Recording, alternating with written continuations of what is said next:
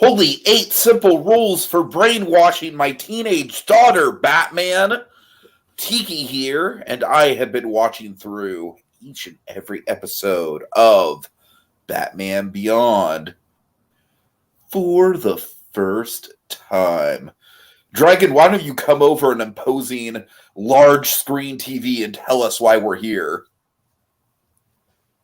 Well, you see, folks, long ago, I made a vow to educate Tiki in the ways of Batman the Animated Series, serving as his spirit guide to Gotham in a way. But that was the past, and we must now enter the Batman's future. Thank you. So, with that, we are talking about The Last Resort. And Dragon, holy shit, John Ritter gives us a very memorably real-world villain in this episode, does he not? Oh, he does. Oh, man. So I'm going to say this about this episode right off the bat. It's not one of my favorites from season 2, just on the base level of it is frankly a very unpleasant episode to sit through. I did watch it twice. But yeah, I mean Ritter, man, this doctor guy, he's got to be up there as one of the straight up scariest villains of Batman Beyond that we've come across, and most certainly as far as like being a real world threat. Dragon, as you know, I've kind of had there's some stuff in my past that not exactly like this. Fortunately, I never actually got sent to any sort of facility or anything. I lucked out in that. Some of my peers weren't so lucky. But I definitely have been in the position of an authority figure basically saying, like, you're bad and you should feel bad because that's just how you are. So, yeah, this episode kind of hit a little close to home for me. Like I said, thoroughly kind of unpleasant episode, but I mean, I that's pretty much like the job the writer set out to do. So I'm very curious if this is some sort of PSA or if they had some sort of agenda behind that. So let's just dive right into the background, Dragon. So this was directed by one of the heavy hitter directors for Batman Beyond, the great and powerful Kurt Gaeta. Yep. So Kurt Gaeta, he did some of the great episodes like Shriek and Babel. You know, the 2 Shriek episodes. He did Rebirth and Hidden Agenda. So, you know, Hidden Agenda being kind of a very, you know, kind of high school, kind of teen-centric one. There was kind of some dark undertones there, and obviously kind of the great execution on the other ones as well. Oh. So the writer on this was Stan Berkowitz, writers from Burke. Yes. Stan Berkowitz, he's very much a package deal with Kurt Gaeta. He wrote part 2 of Rebirth, because part 1 was Deanie and the Gang. But Deanie and the Gang, there's a band for you. Deanie and the Gang. Oh, there's another band name, Dragon, that we're going to get to very early on in the episode. I literally have it written down in my notes. Anyway, so Stan Berkowitz, Burke, he wrote Rebirth Part 2, Shriek, and Babel. So again, package deal with Kurt Gaeta. Studio worked on this. Tiki, I know you're never going to believe me. Much like you didn't believe that DG was Dick Grayson. But Coco did the animation on this with a little bit of Dong Yang. Gasp. I know it's a lot to take in, Tiki. Just take a deep breath, and we're going to get through this, pal. Okay.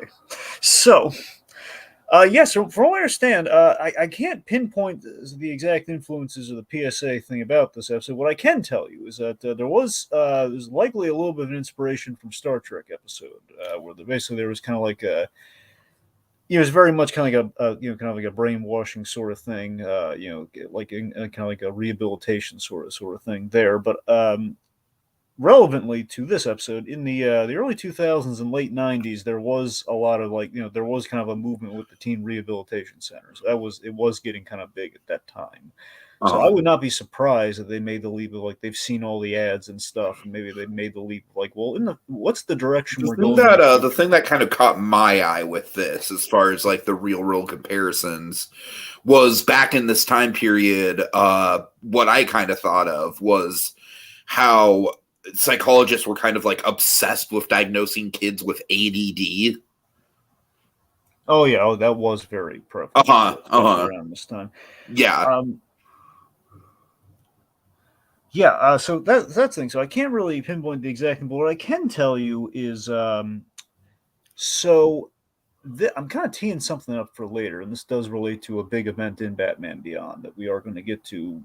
Well, honestly, Is it a soon. Chelsea related thing? Because I seem to remember you saying something about Chelsea having a big moment. Well, I mean, this episode is kind of her big moment. Oh, okay, got it. We'll get there, but that's not what I was about to bring up. I was about to bring up. So, we're going to get to this, when we get to like a big event towards the end of the season, let's say. But yeah, in real life, 99, Columbine happened. And there was a man, ripple effect. yeah. Now, I know how it directly correlates to the secondary Batman Beyond event, which we'll get to. But it would stand to reason, especially since they're in production at the same time during this. Greg and I am literally a product of the fallout of Columbine. All right. Well, that's well, not the actual like event itself, not the actual event itself, but I'm saying like my tragic backstory, if you will, very much came out of Columbine and people's reaction to Columbine. Like people did not trust sensitive kids like me after Columbine. That's what I'm trying to say. So I guess that's essentially what I'm kind of circling here, is that it feels like there was a ripple effect from Columbine, and I would like to think, given that let's just say when they're working on, I'll tee it up a little bit here. I'll say Batman Return of the Joker was impacted a little bit by Columbine. Oh, okay. We'll get to the specifics of which once we get there, but presumably since they're in the production at the same time during the season, everything with that. And again, this is that we're rough. I believe we are in. Yeah, we're in 2000 at this juncture, I believe. Because this thing, there's always like the 9-month kind of window there, but I believe we're starting to come out like around 2000 here, so we're like a year or a few months removed from Columbine, is my point. Right.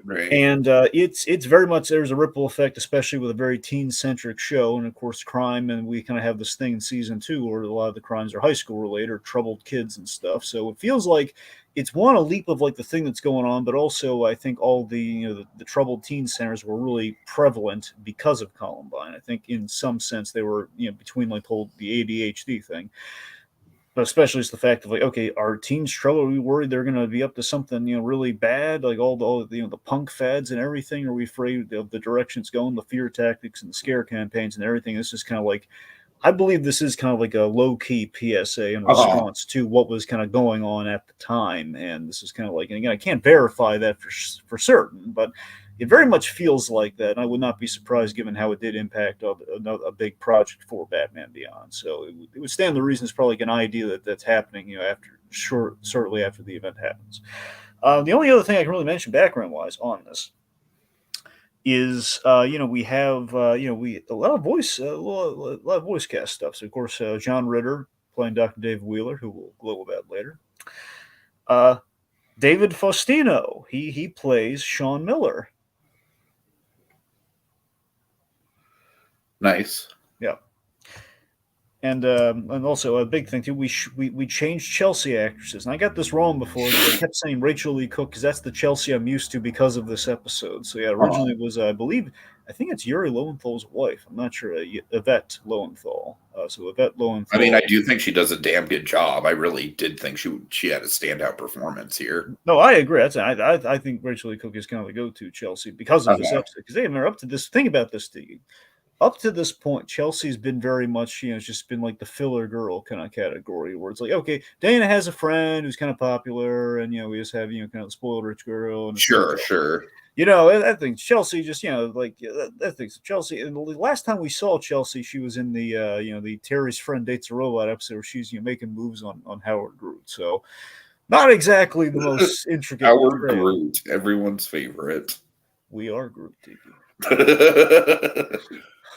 But no, seriously, it's the fact that we never really did a whole lot of probing stuff with Chelsea, but we've kind of done that here though with Rachel Lee Cook. Now we kind of have an actress who's going to bring that to the kind of bubble it to the surface, it would seem. Nothing against Yvette Lowenthal. I'm just saying that she's got. I think she's playing more of a stock character versus like we have an episode really want to let's say something with Chelsea. Sure. Okay, all that said, let's get into the episode. All right. Well, I just want to shout out really quick. Of course, we got Kogias in the comments. I am having a nice day, Kogias. Thank you. He says this is the episode where Terry fights his biggest enemy, Clifford the Big Red Dog. Now, Dragon, do you know if Ritter voiced Clifford like in the PBS show, or was it for one of the movies, or what? Well, every time I think of Clifford the Big Red Dog in media, it's going to be that PBS show. So I mean, my guess is that's what. So I never knew that was John Ritter. So that's interesting. I gotta be honest; it's been forever since I've seen it. All I remember is Greta Lyles at some iteration played. Is it Emily, like the little blonde girl? I think it's Emily. I think she had like one of those like weird like two first names. I think it was like Emily Ann or something like that. Maybe. I don't know. It was really shot. Well, yeah, that's my assumption is that has to be the one he's talking about. Oh, yeah, he did the Kogias Conforms. He did end the film shortly before his passing. So nice. Oh, there you go. I learned something today. And yes, they are all dressed like Cheetos. Emily Elizabeth Howard. There you go. Oh, Emily Elizabeth. Yeah, right. Technically, she's got 3 first names. All right, so Dragon, I'm gonna make as we enter this episode and we see the situation unfolding where Max is basically just Batman's on duty and Max is filling Batman in on all the social movings and shakings around the school. Dragon, I'm just gonna say it. All right, I'm gonna make a pretty definitive statement here on my opinion of this show, and this is one of the big opinions. I know this is going to kind of like maybe get some people to my side, maybe ruffle some feathers. Dragon, I am at this point in the show straight up shipping Terry and Max. I know they don't actually get together, but honestly, at this point in the show, I kind of think they should. Because we've literally been spending this whole season with them getting closer, and like Max is like interacting with Terry on a level that Dana simply can't anymore. I don't know. And like we said, like we've already established, like it's not like Terry and Dana is like the fairy book, high school sweethearts. It's like there has been problems with those waters for a while now. So I don't know, Dragon. This was the moment for me that kind of solidified, like, you know what? I wish these two cute kids would get together, and it's a shame that they're not going to. Anyway. Yeah, so Max, he's catching him up on all the drama, all the hot goss, as the kids say in the future. The hot goss, yes. So I love this. Here's like another reason I think there's kind of like a removal there. While you can't get these two crazy kids together is because she's his Alfred, man. Yeah, but seriously, I like the idea that here, it's very much like an Alfred move here. Of like, it's Alfred catching Bruce up on like all the hoity-toity, kind of like what's going on in the high society world he has to blend into. Where it's like, hey, people are going to ask you, Terry, how you don't know about all these recent developments in the high school. So she's filling them in there. I thought, yeah, it's a really clever move there. Yeah. So we get a chase scene going on there. We also have a fun little line. Well, I've been chasing, synthoids and living heads. Mm-hmm. Anyways, then we have the car chase, the flying car chase. Let's see. We have a nice callback here. She initially calls out Batman. Yeah, that was a nice callback. Yeah. All right. So yeah, honestly, Dragon, this one car chase is a little bit like, and there's an action scene because we need an action beat. Fight. Yeah. Not gonna fault it, but it is a little bit derivative. Well, consider this, Tiki. It's an episode where the majority, the big... Yeah, I know. That is what I am considering, yes. Yeah, the crux of this episode is him out of the costume, really. So with that in mind, we're going to have to... Okay, well, we have some Batman. Let's just give him some Batman stuff to do. He's going to take part in the car chase, and then we're going to reveal Sean Miller. Now, have we seen this guy before? I want to say we haven't. No, we haven't. But again, fun fact, Dave Faustino playing Sean Miller here, and Dave Faustino, Tiki, you know him. Do I? I'm sorry, I felt bad because I kind of like I didn't give a reaction. You kind of were expecting a reaction. Yeah, well, he's known for two things. One thing I Okay. know for sure you know him from. He's Mako. He's Mako from Legend of Korra. Oh, okay. Yeah. Okay. That's the Nice. thing I think definitely we know him from, but also for the kids out there, I also know him from this. But I was like one of those things where you find out, wait, you mean to tell me Mako was this guy? He's Al Bundy's son. I'm forgetting what the first name of the kid is. Al Bundy's son from Married with Children. Oh dear. Yeah, I think it's Bud. It's Bud Bundy. That's what I'm saying. Bud Bundy. Be hard. There's I'm sure there's a Robot Chicken kid there somewhere. There's like a long lost relative of the Bundy family. Where it's I, Ted I was Bundy. gonna say, yeah, But no, yeah. seriously, that's like so. Ed O'Neill's son in that show is it's Dave Faustino. It's a young Dave Faustino who went on to be Mako. Nice. Anyway, yeah, so he's having a great time during this too. He's hamming it up to this crazy this crazy wild teen here. He's like Sean Miller's on a bit of a crime spree there. So that transitions us to Dr. David Wheeler and his sales pitch, his demented sales pitch. Yeah, I mean, my God, John Ritter he is just taking this role and just running with it, man. And he is like playing so against type, and it's great. Yeah, I mean, yeah, sorry, because we have the guy from Eight Simple Rules here, just being such an inhuman monster. Right, right.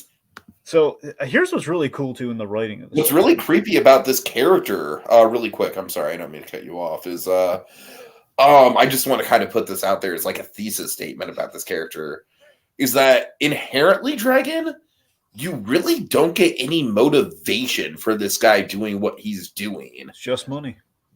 Which is just sick. Yeah. I mean, it's like like that to me is like the scariest part of it is that he doesn't even honestly, Dragon, I wouldn't even say it's just money. I would say that like for him, he almost like gets off on it, which is like the really sick part of it. I mean, it's a power thing for sure. I mean, Yeah, money.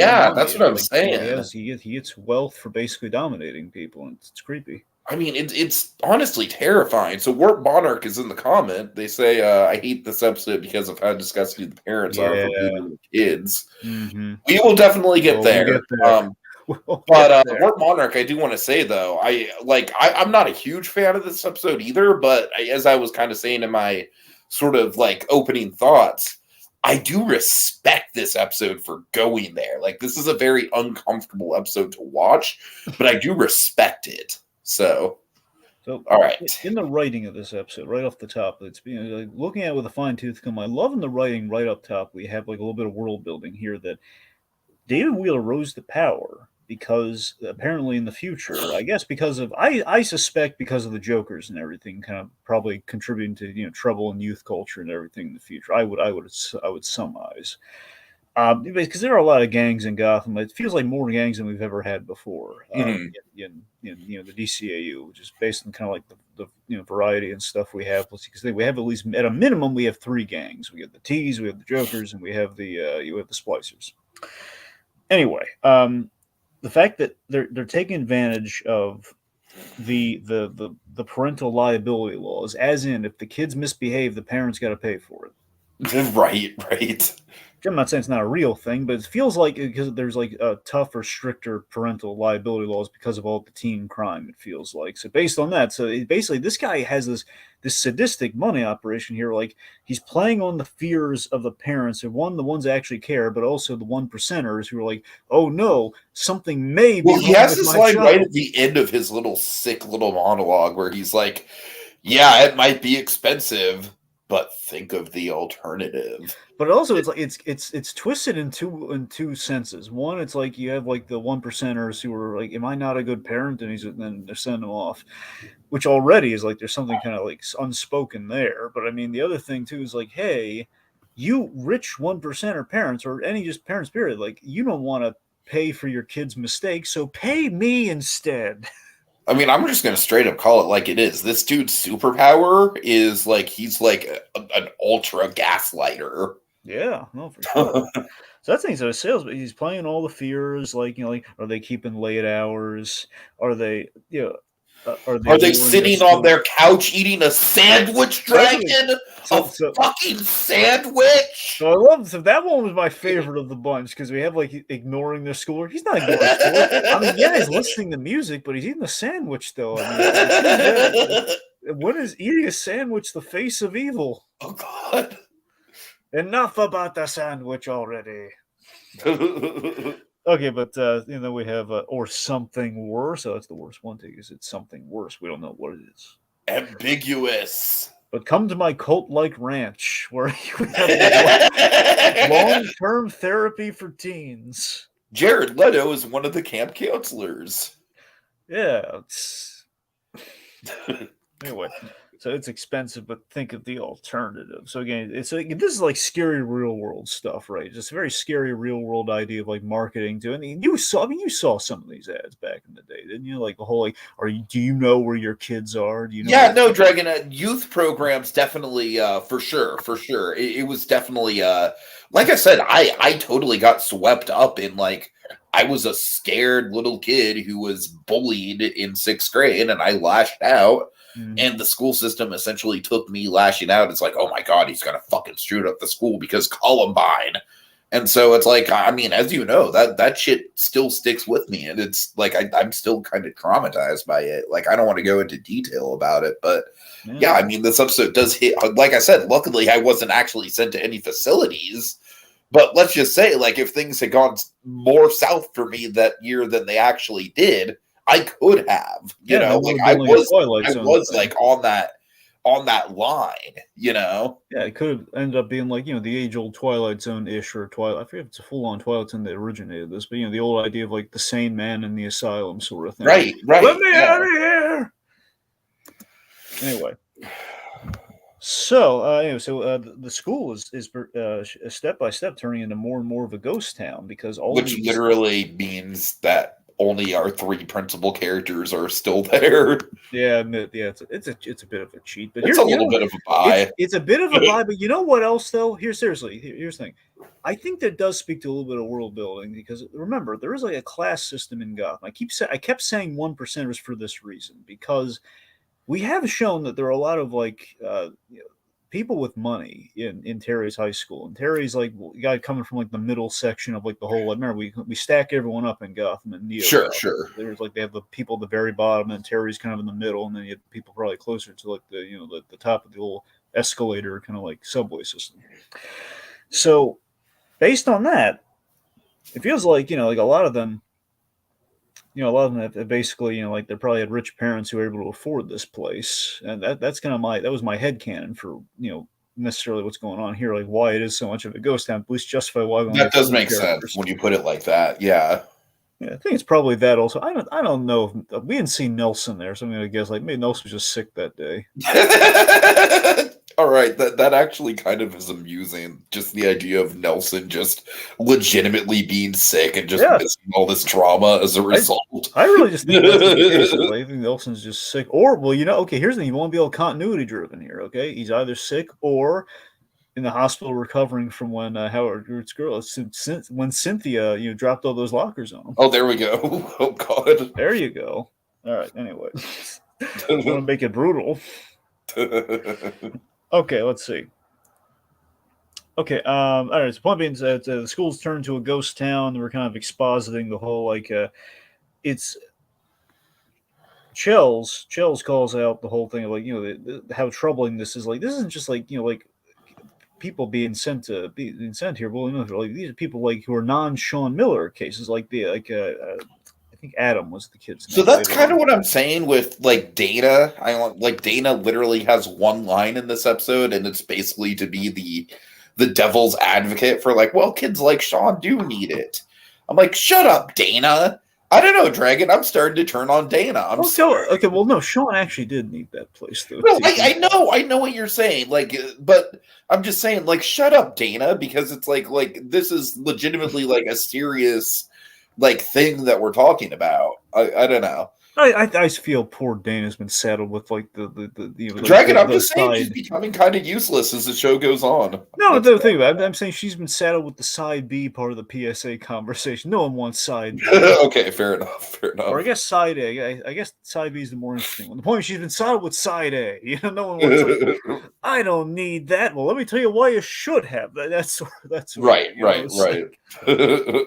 like yeah, they both they belong in I'm that just sort of saying it's book. the only thing she contributes to the episode, Dragon. That's my bigger point. Unfortunately, yes, you're not wrong. And look, I'm not going to lie to you again. Dana, there's only so much. Sadly, there's only so much we can really do with her. At least at this Dragon, as point. you know, when we started this, I was kind of on board the Dana train, but I don't know. I've kind of slowly gotten off. All right. Anyway, let's see. So we named drop Adam. Adam, the kid who's into the arts, but he did a little bit of graffiti. He wasn't hurting anybody. Just a little bit of graffiti. Probably art Oh, graffiti. speaking of which, I mentioned the band name thing. So right at the top, I'm sorry, we have to go back a little bit. Right at the top, when Max is catching Terry up with the school gossip, the whole bit where there's two Erics now. Dragon, the two Erics. That would be a good band name. Eric and Eric, the two Erics. Okay, now Warp Monarch does make a good point here. How many times have the students gone crazy at this school? You got Willie Watts, That is a you solid got Terminal, you got the jocks with the slappers, and you got Cynthia's a robot. Cynthia doesn't count, point. but the other ones, yeah. So this is kind of funny though, and I kind of wish this was pointed out in the dialogue, admittedly. But again, this is them kind of probably not able to reference too much continuity in the show.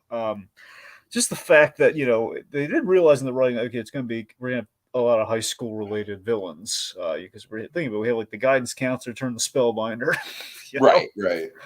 a lot of high school centric, high school related bad guys in the show with the Teen Batman. So there would be a fun way of calling out like that would have saved Dana. Honestly, it's like, well, what about we've had a few weirdos at this school, man. We have like Willie Watts, had Terminal, and slappers. I mean, I don't know. Maybe there's a lot of people in hiding. Who knows? Fair enough. Fair enough. Anyway. So, but then poor Adam though. Adam's just like a little painter kid. He's just I'd like to think he's doing murals, not graffiti. But the fact is, he was doing it on walls instead of paper. So that's what going to land him in trouble. But it's still not a bad kid at all. Anyway, Chelsea, she's had it, man. She's in her father. Well, keep in mind, there's also a lot of. I feel like the line between graffiti and street art is pretty blurry, especially in the 90s. I feel like nowadays it's a lot more accepted. Yeah, but in the 90s, it's like you could do some pretty impressive looking street art and still, still be labeled like, "Hey, graffiti." See, I think the difference is you have art, and then you have those guys doing the stupid bubble letters that no one can read. That's the difference. You're right. The stupid bubble letters. I hate the stupid. If you're gonna put some on a bill, at least I should be able to read it. Okay, like what's the point? I do like that clear. This is the waste of everyone's time. It's like just want to shake one of these graffiti. Like you're just wasting everyone's time. Do something nice. All right. Okay. It's a style, man. So watch Spider-Verse. Get some ideas, man. Oh God. All right. Anyway, so point being, yes, Chelsea. I believe her father was like in publishing or writing or something. It's a letter to the editor, So she basically she writes her discontent to the Principal Nakamura.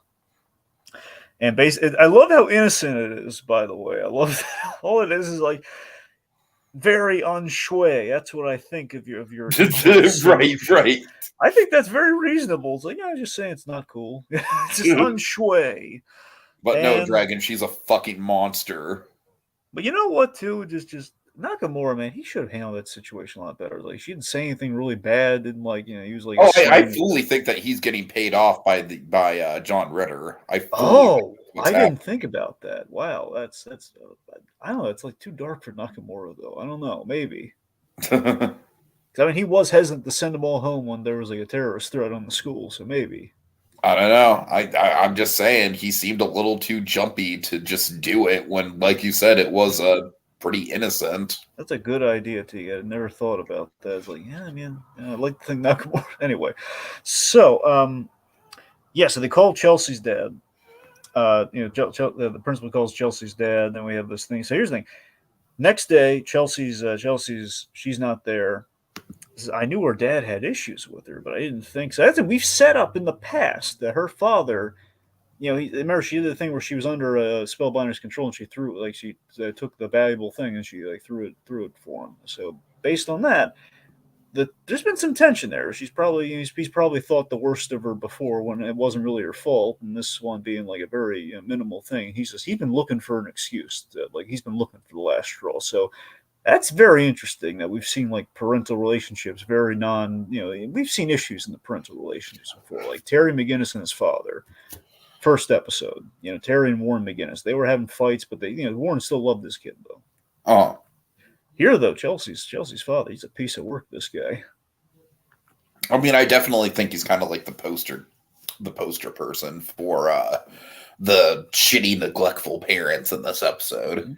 And again, it's kind of a runner, and you be the judge, Tiki, as we go through it here. I do think a lot of it is kind of a class thing with the parents, where I think it's like we see a lot of wealthy parents, or at least parents of success or money, if not even, I'm not saying like rich, but the point being they're well off enough. And these are guys who probably wrapped up in their works and stuff like your father. And that's the thing. He's like, he's not there for him because of that. She's a bit of a party girl, but she's not Satan or anything. Right. Yeah. Still, it's just interesting that again, this guy, if he made a little bit more time, or at least gave his daughter the benefit of the doubt, listen to her a little bit. I don't know. All right. So, yeah. So Max is wondering what kind of place would admit a normal kid. That's a really astute observation, honestly. Yeah, and then Dana has like the moral line here, like somebody should look into that ranch. Yeah, somebody. Terry, it would be really funny. She's the unsubtle version of the scene. Hey, Terry, somebody should look into the ranch. Yes, Max, someone should. Someone. Doing little bad ears behind her. Is like, yeah, Max, someone should. Anyway. Okay, so let's see. So poor. Let's see. Okay. Anyways, yeah. So we check in with Chelsea's. Chelsea's in the facility. We're at the ranch. And again, with the voice actress, man, I do think she goes through basically a 3-act arc here with her performance, where when she's in the school, she's being very defiant and very much, kind of like the rebellious teen, if you will. But in a good way, kind of like the spunky, kind of like Lois Lane kind of rebellion. She's trying to help people. She's trying to like say, "Hey, this is not cool, man. You got to stop doing this." Right. But then we get to the facility, and she's kind of like in survival mode here. And then by the end of the episode, she's going to be pretty much like not necessarily like beaten down, but very much like in a different place. So I like the evolution of how her voice delivery is handled throughout the 3 acts of the episode. Yeah. I mean, she's kind of like she's uncomfortable and like she's intimidated, but she's not like she hasn't been broken yet. In the middle section here. Right. So yeah, so essentially we see the inside of this place. It's more like juvie instead of Pine View, like like Bates Motel's Pine View, which I think is what the sales pitch was. Like it's a long-term cushy facility. You're gonna go there, you're gonna talk it out, you're gonna walk out with a big old smile on your face. That's what you think. Like, that's Pine View for you. Now on the flip side, this is more like juvie, and again, that brings us to an aspect of the episode I find to be really interesting. Where again, I think this episode is kind of building more. Continues to build the parallels in the suggestion of like Terry's time in juvie, and perhaps he's affected by this on some level, like seeing a place like this, which again is kind of juvie on steroids when it was promised to be something far, far different. Because these guys haven't done anything wrong. Terry had to take his licks for doing something wrong. So that's the thing. So this is they're all wearing orange jumpsuits, which essentially makes them look like prisoners. Sean mixes it up with her, says, you're always one of the good ones, Chelsea, good grades, good manners, except you're always talking about me behind my back. We never talked about you, Sean. That's even worse, isn't it? I hate that line, but again, in a way of like, you're supposed to hate it. You know what I mean? Yeah, that's what I'm saying. I love Foster just loves playing this irredeemable, just this character. He's like, It's not like Nelson. I love that it's not just I mean, Nelson I hate to again. throw this terminology around, but that whole attitude of like, oh, well, you haven't been talking about me? Well, that's even worse. It's such an incel thing, Dragon. It's such an Well, I incel mean, he's very attitude. much in. He's actually the model of the self thing No, here. So he's you're not right. just. You're right. Yeah. But I'm saying, I love that there's like he's not. It's not just like he's not a jock like a Nelson or anything here. This guy is. He very much does feel like kind of a loner or an outcast. But he loves the limelight though. He's like, look, he feels like an actual troubled teen where we're surrounded by non-troubled teens here. This guy is actually looking for attention. That's all he's looking for right now. Sure, sure. So poor Adam. Okay, we got to talk about Adam here. So we meet Adam. We do a 3-act structure thing with Adam here too. We mention him in Act 1. Act 2, we see him. And in Act 3, we do something with him. No. So Act 2 here, Adam, after the ISO, he's painting nothing on the canvas. You can tell he got some One Flew Over the Cuckoo's Nest vibes on this Oh, big one. time with this guy, especially. Yeah. Yeah, he's chief. Anyway. So anyway, then they're all called in for the ISO. Meanwhile, let's see. Okay. We have the big vid screen. Batman's doing some recon here. He's doing some recon. He's listening in. He's doing a little fingertip recorder thing where he's like listening into what exactly is going on inside at this place, and following up on what Max said very unsubtly to him. So we have these giant vid screens of Dr. Wheeler giving these lectures, where not even lectures at all. It's just him berating the teens versus the therapy that was promised, and just berating them very cruelly. So this scene genuinely kind of made me upset a little bit. Yeah, it does. I know, right? Like, and again, I'm not saying that as a complaint to the episode because it hits you in the way that it's trying to, where you just want to just strangle this guy, And again, Dragon, I am fully convinced with how he's literally like, if this was all about money for this guy, I honestly don't think he'd be going through this much lengths to make these kids feel like shit. I think he'd basically just lock them up. You know what I mean? Yeah. It's the fact that he's so involved and the fact that he's literally like breaking their, like, honestly, if it was just a financial thing, there's no reason to go through this much effort with that. You get what I'm saying? Like, there is very much a sadistic quality here with what's going on. But that's the thing. I agree with what you're saying, but also it does feel like even if it were just solely grease, the fact that guy's just so blinded by the greed, where it's like, I don't give a crap about you kids. I'm getting all this money, and I can just tell this guy is just he's completely sold out the ethics of therapy. He's just like just utterly and completely like being a teen's like the easiest thing ever. You go to school, no, it's not. Just for the record, it's absolutely not. You go to school, you do your work, and you come home. How do you mess that up? So I see you eating your couch sandwiches, you fucking monster. But I love that's the line, that the way genre delivers. How do you mess that up? Like that's the you want to punch him line right there. Like oh yeah, right. Anyway, so then it goes like that. Now I have to clean up your mess. Oh God! So that's what I'm saying. That to me feels like just the greedy guy who just like doesn't care and he's just throwing all up. But you're right. I mean, Dragon, he's been at this for hours. Yeah, that's the thing. You're right. The dedication is what makes me agree with you, Tiki. Is the fact that it's been. I'm going to keep at this. I think he's definitely getting some sick satisfaction out of this. I truly do. Yeah, it's like if Alex Jones were evil, Anyway, so let's see. So Terry, he's reporting in to Bruce Wayne, and he tells him he's been at this for hours, and he won't even let him go to the bathroom. And as Bruce points out that I like the logic here, and this is all very true. We kind of saw a little bit in some other things circa this time. Like for example, the Waco, for example, did a little bit of this in Waco. The idea of it's basically to torture the prisoners here. It's basically it's sleep deprivation and kind of gave me some Stanford prison experiment vibes. Well, no, you're right. It's absolutely that's what I'm saying. It's all from the same thing. So that's what Bruce is talking about right now. It's sleep deprivation, harangues, classic brainwashing. Some cults do it. Also, prisoners of war. So it's essentially when you want to keep someone awake and just complete and utter lack of sleep. in kind of a daze. So basically, they'll be susceptible, or they're going to like relinquish any control that they have. So it's kind of like a whole, yeah. And I love that Terry gets so upset and he's doing it to kids. Well, yeah, of course. Like you said, he's definitely got skin in the game when it comes to this. And again, I'm sure it's giving him some Jewy flashbacks too. Yeah, Like, yeah. this is like, these kids aren't being helped at all. This is terrible. So this poor kid is begging for sleep. He's, Dr. Wheeler, can I please just go back to my room, man? I can't keep my eyes open. And then Wheeler is just making like a public example out of him. Like, fuck no, you're not going back to your room. It's like, no, I have lots so more much to say. more. Hours more. Oh god, that's literally what he says. That's I got what lots saying, more. Dragon. The dedication is just unreal. Like if this, like there truly must be more, like easier ways to go about controlling these kids. If it's truly just about the profit, I do not think it's about the profit here. Yeah.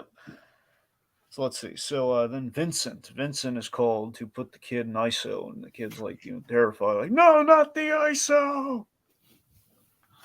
So by the way, Vincent is played by Don Harvey. Now Don Harvey is from Better Call Saul. Oh, random. Yeah, Carol Burnett's son before we recast. Oh, right. Yeah. Okay. Yeah. All right. So he comes back for a few other DCAUs. One Batman Beyond one we'll be talking about soon, so he'll be back. Nice. Okay, so Terry's got his evidence. He's got he's seemingly he has his evidence, and he's about to make his exit here. But as he does that, we have a little bit of some prison break shenanigans going on here, where he steps on. Admittedly, you got to wonder. I think this is like the first clue that something's off with this ranch and this facility. Is like, why would it be so heavily fortified from the outside? Right. Yeah. Exactly. Asking the good questions there. Yeah. So anyway, Terry, he steps on he trips the alarm, which shouldn't really be there, and then like everyone's swarming and firing at him, and I do call BS. Vincent was putting that kid in the ISO. How did he get into like this little hovering rig so fast? Fair enough. Yeah, there are a few inconsistencies with this episode, very minor, like little things, but not even like minimal things. Things like, wait a minute, that doesn't match what's in the next shot.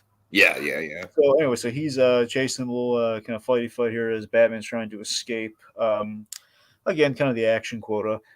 Now here's something though. So during the act break, when Vincent's like looking at him menacingly, he's coming towards me, tases Batman for a moment here. Well, sorry, I'm thinking of something else. The point he has him accosted here. Vincent's wearing sunglasses at night. And then when we come back from commercial, he has like the little targeting thing on his face. So he wore the sunglasses. Right. We gave him sunglasses he shouldn't have.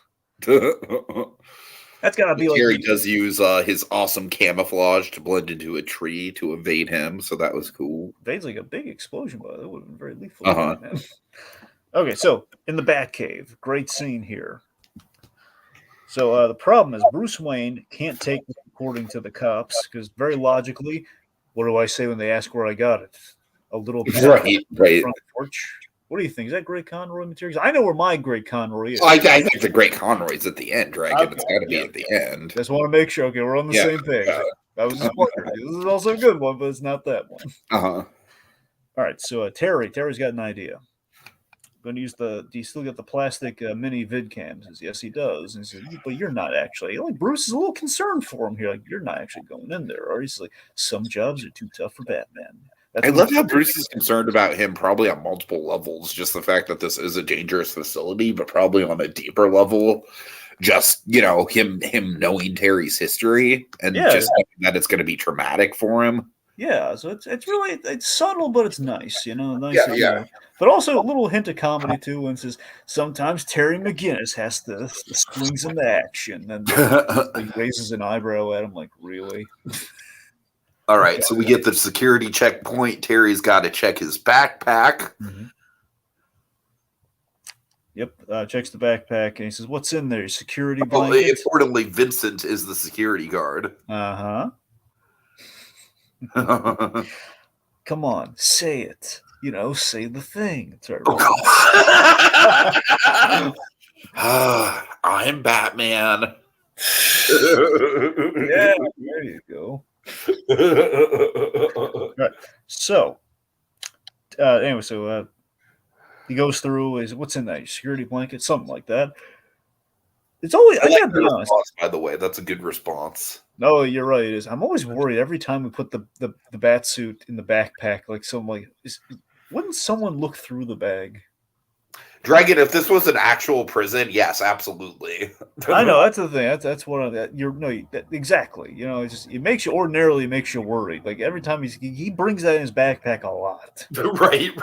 You know, I'm always a little worried for it, but it always works out. Thank goodness. So, walks to the metal detector unfazed. And we have this poor family like these. I think Donnie is like the kid, Donnie and his parents. And it says like, we're doing this for your own. You gotta stick it This out. is very Stanford prison experiment right here. Because there were absolutely like meetings between the parents and the kids, like visiting days during that. Mm-hmm. I think it was just one visiting day because the whole thing only lasted like 6 days, where it was absolutely the exchange of like the kids were obviously like, no, this is fucked up. Like, get me out of here. But most, if not all, the parents were like, no, this is for your own good. It's a good learning experience. It's a good life lesson. See, to me, that's the most torturous thing of the whole thing for me is the idea that the parents can visit, but assuming they visit, it's gonna be deaf ears. It's like anything you say will be coded with it's essentially your word against the therapist's word. Right. I don't want to listen. It's just this poor kid who's been through the ringer, just begging him like, you don't understand, and he wants to go home desperately. They won't let him. So Terry, he's told by a guard that Chelsea canceled his little visit there. So that's impossible. He just booked the thing. Anyway, so Donnie's booking it, and Terry uses this opportunity to sneak in, and he's hiding in the rafters. I like the blocking of him in the rafters like that, by the way. Yeah. So he finds Chelsea, conveniently, but he finds Chelsea of all. Yeah, it's fine. It's fine. Yeah, I know it's fine. It's a great scene. I'm not complaining, but I'm just saying it's just like, man, he really lucked out. Chelsea was So yeah. Chelsea walks by and it had this really nice and tender scene where like she's sleep deprived, like big old circles under the eyes, and we see that at this point with the voice acting, man, she is just like spent. Like you can tell, like she's trying to keep her spirit, but her spirit is like going out of her at this point. Yeah, so she's been deceived. She's told like Terry canceled, and like he records her as she lays out her pleas and lays out how terrible the place is. Like explains what the ISO is. The ISO essentially is isolation. It's like total deprivation. Essentially, puts you in, I guess, a room that's like one of those like sensory deprivation tanks or something. I gotta be honest with you, and I'm curious about like how you feel about this. For me personally, like, I don't know. I like my solitude. And what I don't like is people gaslighting the fuck out of me. So if given the choice between like just standing in that room for hours listening to the guy telling me what a piece of shit I am, or just being in a nice quiet room by myself, I'm honestly going to pick ISO over the other thing, honestly. I mean, Tiki, it's the darndest thing, because less ISO, because ISO is more, the sensory thing is the thing that concerns me with. I think that's what's really messing with them. Sure. The whole being alone. I think it's like they probably like turn the lights off and everything. That's the thing that's probably, But for me... Yeah, I just meditate. Well, no. Well, sure, but I don't know. We don't know. Again, it's like horrific. We don't know what else is going on in that room, and they're taking it. Seemingly, it's just gonna be in a dark room, and they're gonna. Now, what would be fucked up is if they like played like fucked up sound recordings and shit like that. Imagine we don't switching from extreme hot to extreme cold, and I honestly kind of like how ambiguous it is. I mean, it's possible that's what it is, because I mean, it's sensory deprivation, which ordinarily means taken away, but it also could just mean we're taking away your normal senses. So right. So if it's the latter, then you're right. It's terrible. But the other thing, like I never want to be like ignorant or closed minded here, saying like, if I were to ever go to prison, I would like sign me up for solitary, man, because I'm one of those people. I'm one of those people. I know that's the thing, because I don't. That is my prison strategy. Should it ever happen? I don't want to be that stupid guy who says, like, instantly says, give me the solitary. Like solitary is a cakewalk, but I mean, in my heart of hearts, it feels like I think I'd like solitary. Honestly, honestly, yeah. Especially if it's like the modern day prison. The modern day prisons, the way we have it, it's like just to talk about prison for a second, kids. it's like the way we have the prison set up now. It's like they have commissary and everything. When you were a kid, Yeah, they yeah. showed you when you were a kid. Did you ever go on the field trip to the prison? No. Okay, so I forget. I think once there was like a field trip to like some prison. I don't know if it was like a big prison or something. It was like some point we saw what cells. It was probably a county jail. That's probably, I don't know. That sounds more reasonable. Was it like a scared straight kind of thing? No, I think it was just more of like this is how the judicial system works, sort of thing. I don't think it was really okay. like it wasn't.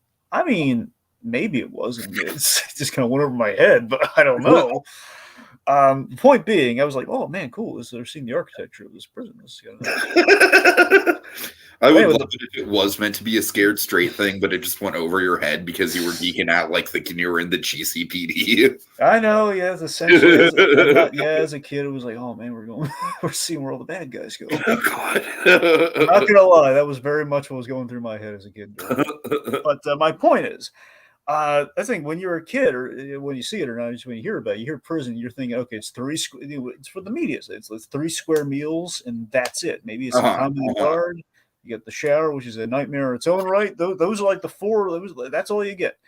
But yeah, I mean, I don't know if you ever watched the reality shows or anything. Like when they you ever watch 60 Days In? No, and I'm surprised that you do. It doesn't seem like the type of show you just be casually watching. Well, I don't keep up with it or anything. It was a novelty back then because this is back then. Bates Motel. We're like, hey, what else is on A&E? And what? Hey, can we please turn the conversation away from the modern prison? Okay, here's last point. Today we will move. We'll get back. All right. All I'm getting at prison, you have commissary. And basic commissary is like you have like a lot of money, your family or friends give you money, you can buy stuff in prison. Anyway, the point being, with that in mind, I can buy a notepad. I'm going to be happy as a clam in prison. I don't know about a notepad because I don't know if they give you a pen. That might be considered a weapon. I know, I hear you on that, but Pete, there was a guy like a notepad in the 60 Days In thing. He was able to write so long as he been solitary. Okay, fair enough. I believe you. All I'm saying is it just feels like if they're allowing that, I'll be happy as a clam in there. No, you won't. I'm saying if we were in this horrible situation, like solitary, and you can write. All right, so you get my point. All right, let's. Okay. Wow, I did not think we'd mind that much conversation out of me making that observation. All right. Anyway, so okay, so Terry he says, okay, just stay strong for about 2 days, Chelsea. I'm going to get you out of here. He's going to get some help. Anyway, he's about to do that. Before he leaves, he runs into Sean. Mm-hmm. And Sean wants to mix it up. Hey, McGinnis, how are you? He's like so close to getting out of there. It's like, remember that fight we had in 7th grade? It's like, Sean, I don't have time for this. He says, I got time. I love the way Faustino delivers that. I got time. And they get into a fight, a little fighty fight there. A little bit of use of blood going to the kid's mouth for plot reasons.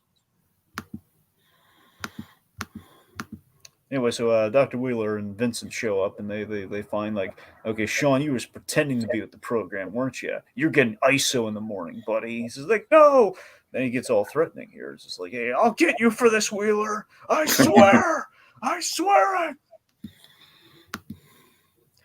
All right, so Wheeler does not buy Terry's bathroom excuse. And, there's the old thing of, like, how did you... I thought Terry was being pretty smooth about it, honestly. That's the thing. If Terry were dealing with anyone else, I think he might have like an actual honest businessman. I think he'd have a shot at it. But right. I think Wheeler, Wheeler is he's suspicious of all teens here, so he searches him. They find the camera and he puts Terry in a room, which is everyone's worst nightmare. Like, oh, this whole place is gonna crash.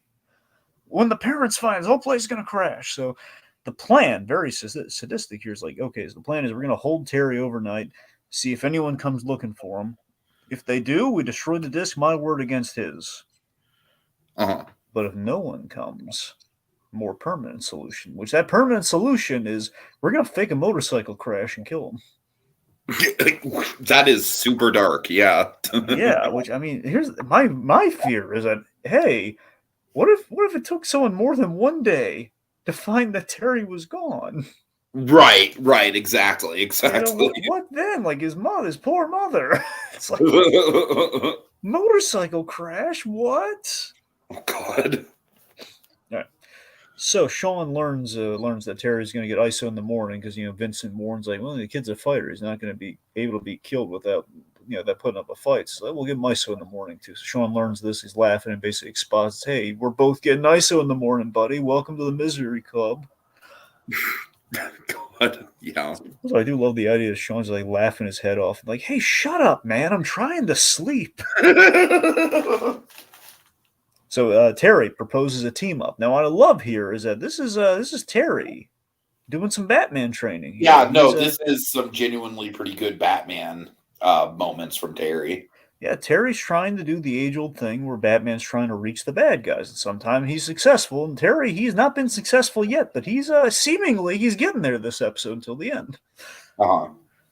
So yeah, so this is your chance to prove them all wrong. This is your last chance, man. So they work together. Adam sees Terry and he saves him. They basically do this thing, coordinated attack. They're kicking the guards. Adam like knocks the guy out, kind of Chief from One Flew the Cuckoo's Nest style. I also think that the whole ISO thing is pretty close to the threat of the lobotomy in Cuckoo's Nest. Yeah, I would agree. I would agree with that because we saw Adam's pretty much he's fried. He's brain fried. Yeah, man. more or less. Yeah. So yeah, it's essentially it's tantamount to lobotomy. Uh-huh. It's basically reversible lobotomy. So. Anyway, so we have the breakout going on here, and then Sean gets the idea, steals the key card, and he basically ignites a riot by letting everyone out. And I do love this thing here. It's almost like kind of like a little bit of a Star Wars kind of logic at the end of the day, where like we kind of outnumbered the Empire to some degree. Where it's like they underestimated the amount of teens. Like we have them so subjugated. We can have a few guards and not have to overrun. Well, it's very much a similar idea, except of course this show did it in a lot more grand of a fashion. But to the Andor prison break arc. Yeah, there you go. Yeah. It'd be so beaten down. We don't need to have like a guard to kid ratio going on here. Right. Plus, seriously, that prison break arc was like the peak of Andor. Oh my god! I concur with that. I mean, it does feel also like it's a little bit of greed as well here. It's like I'm too cheap to pay for more guards. More or less, that is the one thing I will agree with you on as far as his cheapness goes. Yeah. Yeah. Okay, so Batman suits up. He deflects. I love how he just kicks in the door of the supply closet too. Yeah, it's nice. The storage closet. Yeah. It's a nice bit here. I mean, this is kind of like what's very relevant these days, but it's kind of cool. Like Batman deflects the tear gas canisters that are being thrown by guards. Yeah, no. I'm glad you point that out because you're right. It is a very that actually feels like in today's political landscape, it's even more of like a radical yeah, fuck you for trying to use forces on innocent people. Yeah, it's great. So then he gets he's fighting Vincent. Fight, bam, bam, bam. But I love the way he got just a straight up like spear with an electrical current on the tip of it. Zaps poor Batman there. But when he fights Vincent, I love that he hits him so hard we don't even see it. He hits him so hard. Right. Great. Okay, so meanwhile, climax here. Sean grabs Wheeler. And he's threatening to basically throw him to his death off like this really tall place inside the big building. And I forget if they're outside or not. I mean, I think they are because I see like there's like they're outside. He's basically threatening to throw him off the roof. Frankly, Dragon, in this situation, I kind of see Sean's point. I know that's what's interesting about this. To some degree, he's starting to throw him. I'm just saying, I feel like a character like Wheeler is less worth saving than someone from Batman's usual rogues gallery. You know what I mean? Well, that's true, Tiki, but it's less about Wheeler. It's more about, Sean actually had an opportunity to kind of heal him, to be healed here, and he just kind of moved past it, but he didn't. He's not wrong for wanting bad stuff to happen to Wheeler here, but it's just the fact that this was an opportunity for change for him, and he didn't take it. And what I like to view this scene with, Tiki, is that Terry sees a bit of himself in Sean here, just a little bit. It's a bit of sure. Especially in his past, yeah. That's what I'm saying. If Terry had the opportunity, to do this sort of stuff now, if he did not, have run the Bruce Wayne and if he were put into this situation, would he do the same thing as Sean did? I think that on some, it's very subtle, but I think it's in there for him. I think that he's thinking like, I think that's why in the scene, Will Friedle's really doing well in the acting. He's like, he's really desperate to save this kid's soul because I think he sees himself in him. Uh-huh. You know, where Batman's trying to reason with them, like, you know, like, look, this place has crashed. More future slang, by the way, crashed. Essentially being like, you know, this place is effed, man. Wheeler's going to jail. I don't care. I only did this so I can get revenge on him, so I could get to this. It's like, you helped save everyone. You're a hero. And just he scoffs at the idea and like tosses him. And I think Terry's a little heartbroken here, where you know he saves Wheeler and he has to watch. Now I do call BS on this though. Wheeler's got this should have been the GCPD and not Wheeler's men, because we did like a whole uprising against Wheeler's men. Why are they still? That is some BS. You're right. Like that's got to be an animation like thing of like, okay, well, we should have put the uniforms on the wrong uniforms on these guys. Right. But no. So we get the coda with Bruce. So why don't you talk? Well, real quick, we don't want to glaze over this. The parents are there waiting for the kids, and all the kids I like how underplayed this moment is. Yeah, so Chelsea, she's her father's like there, open arms, like, "Hey, Chelsea!" And she just walks past him. I don't blame her at all. They don't linger on that moment at all. Like if you're not really paying that much attention, you could miss it. Yeah. So then we have my favorite. Now, Tiki, I think you and I are simpatico. This is honestly my favorite moment of the entire episode. I love this. Well, I feel like it's like a core of Bruce Wayne. Like this is like a core Bruce Wayne moment, I feel. It is for a couple reasons. So Terry and Bruce, I like the composition of this. Like they're overlooking the whole place as this is going on. Sean's being taken in. I got worried, but they have a nice exchange before the big moment too, where it says, "I got worried about you when you didn't come back. You brought one of your old bat suits, didn't you? You'll never know." Which is really funny. I love that. I feel like that's a runner-up for Great Conroy right there. Like that's like your lighthearted Great Conroy moment. It is. It's great.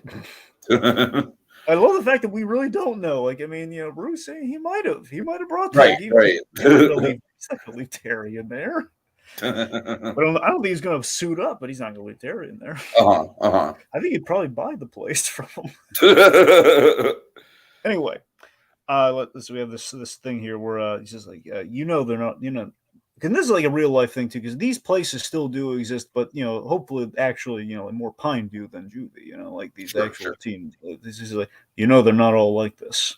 I know. I just wish we didn't need him. So the way he and Friedle have this exchange here, where Friedle has the sense of like that's Terry's backstory coming through. Of like I said, it's like a quintessential Batman moment. It's Batman taking some time to reflect on like, yeah, you're right. Like just all the times that he's seen the rehabilitation go wrong with Arkham and everything. Like I feel like it's a very key character development moment right here. I just think it's such a perfect Venn diagram of the two generations' experiences. Where again, it's Batman. We've had these moments before where Batman's he's reflected on his past, and now we're having it from Terry driving this scene where he's reflecting on his past, which correlates with Batman, as you said, all the rehabilitation trials and errors and all the continual failures. And every time as it went through Batman the Animated Series, we just kept having these moments of like, oh, it almost worked. And you saw that Batman really wants this to work, because if it does work, he doesn't have to be Batman anymore, but it never works.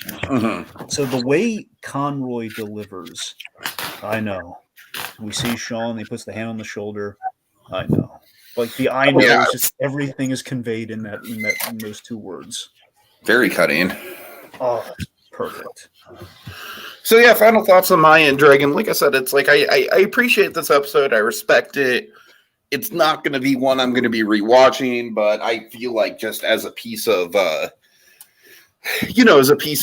animation that has a message, I do think it's pretty powerful. It's just not one of the more entertaining episodes of Batman Beyond, but again, I truly don't think it's trying to be entertaining.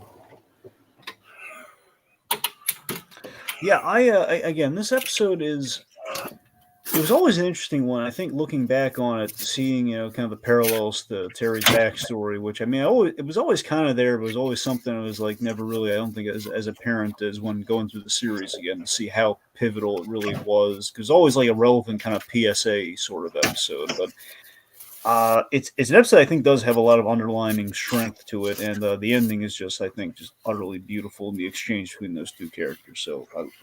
It's a solid one, but not a top tenner. Mm-hmm. All right, take us out. Well, do we want to thank the folks first? Oh, yes, of course.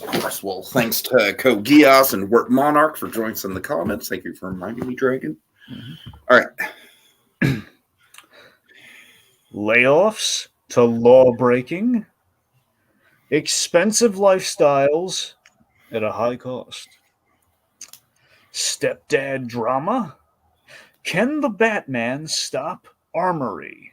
Will Gotham become a war zone? Tune in next time to find out. Same animated bat time, same animated bat place. On the next visit to Batcave Beyond with Armory. I know.